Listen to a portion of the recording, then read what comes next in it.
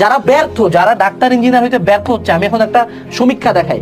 বুয়েটে প্রায় 1000 সিট, ঢাবিতে প্রায় 6000 সিট, আর হইল গিয়া মেডিকেলে প্রায় 4000 সিট। তো আমরা অ্যাপ্রক্সিমেটলি গড়ে যদি 10,000 ধরি, 10K, এবং শুধু সায়েন্সের স্টুডেন্ট আছে 2.5 লাখ, ঠিক আছে?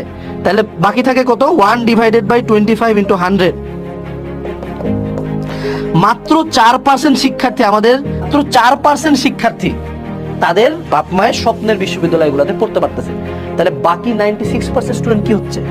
এই 96% স্টুডেন্টকে অ্যাডমিশনের পরে স্টিম রোলার, লাঠি, চাকু, জুতা যা আছে সবকিছুতে মারা হয়, অপমান করা হয়। এদের মধ্যে একদল আত্মহত্যার পথও বাছে নেয়, কারণ ওদের মাথায় ঢুকানো হয়েছে ডাক্তার ইঞ্জিনিয়ার যদি না হয় তাহলে তো জীবনে কিছুই নাই। এবং আমরা তো দেখো, সমাজ যদি ন্যারেটিভ প্রচার করে ডাক্তার ইঞ্জিনিয়ার ছাড়া কিছু না, আমাকে তো আমার ব্যবসা চালাইতে হবে। আমি আমার ব্যবসার জন্য বসে, আরে বুয়েট মেডিকেল ছাড়া কিছুই না। বাট আলটিমেটলি অনেক অপশন তো আছে। সমাজ তো শুধু ডাক্তার ইঞ্জিনিয়ার চালা যায়, সমাজে হাজার হাজার জব আছে, হাজার হাজার জব।